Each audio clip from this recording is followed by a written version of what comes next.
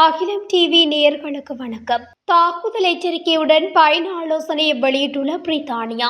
இலங்கையில் சுற்றுலா மேற்கொள்ளும் தமது நாட்டவருக்கு பிரித்தானியா வெளியுறவு மற்றும் பொது நலவாய அலுவலகம் எச்சரிக்கை விடுத்துள்ளது. புதுப்பிக்கப்பட்ட பயண ஆலோசனை ஒன்றில் இந்த எச்சரிக்கை விடுக்கப்பட்டுள்ளது. விருந்தகங்கள், உணவகங்கள் மற்றும் இரவு விடுதிகள், கடற்கரைகள், சுற்றுலா தலங்கள், வழிபாட்டு தலங்கள் மற்றும் பொது கூட்டங்கள், முக்கிய நிகழ்வுகள், மத நிகழ்வுகள் உட்பட வெளிநாட்டினர் மற்றும் சுற்றுலா பயணிகள் பார்வையிடும் இடங்கள் தாக்குதல்களுக்கு உள்ளாகலாம் என்று அந்த எச்சரிக்கையில் கூறப்பட்டுள்ளது. எனவே பிரித்தானிய குடிமக்கள் நெரிசலான பொது இடங்களை தவிர்க்கவும், தங்கள் சுற்றுப்புறங்களை பற்றி எப்போதும் விழிப்புடன் இருக்கவும், உள்ளூர் ஊடக அறிக்கைகளை புதுப்பித்த நிலையில் தெரிந்து கொள்ளவும், உள்ளூர் அதிகாரிகளின் ஆலோசனைகளை பின்பற்றவும் எனவும் வலியுறுத்தப்பட்டுள்ளனர்.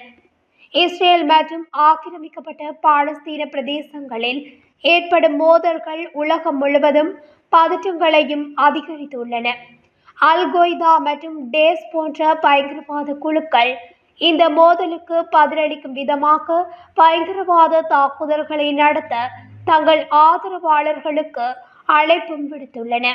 ஆகவே இந்த மோதல் தனி நபர்களும் தாக்குதல்களை நடத்த தூண்டக்கூடும் என்று பயண ஆலோசனையில் கூறப்பட்டுள்ளது. எனவே பிரித்தானிய மக்கள் எச்சரிக்கையாக இருக்குமாறும் கேட்டுக்கொள்ளப்பட்டுள்ளது. பயங்கரவாத தாக்குதல்கள் யூத அல்லது முஸ்லிம் சமூகங்களை அல்லது இஸ்ரேல் மற்றும் அதன் நட்பு நாடுகளின் நலன்களை குறிவைக்கலாம் என்றும் பயண ஆலோசனை கூறுகின்றது. தாக்குதல்கள் கண்மூடித்தனமாக எச்சரிக்கை இல்லாமல் நிகழலாம் என்றும் அந்த அறிக்கையில் கூறப்பட்டுள்ளது.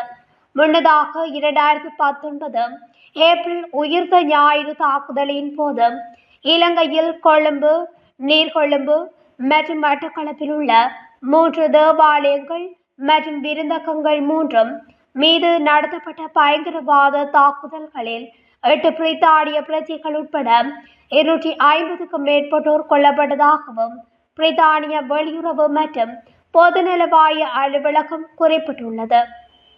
இதுபோன்ற இலங்கையின் முக்கிய செய்திகளை உடனுக்குடன் தெரிந்து கொள்ள அகிலம் டிவி ஊடகத்துடன் இணைந்திருங்கள்.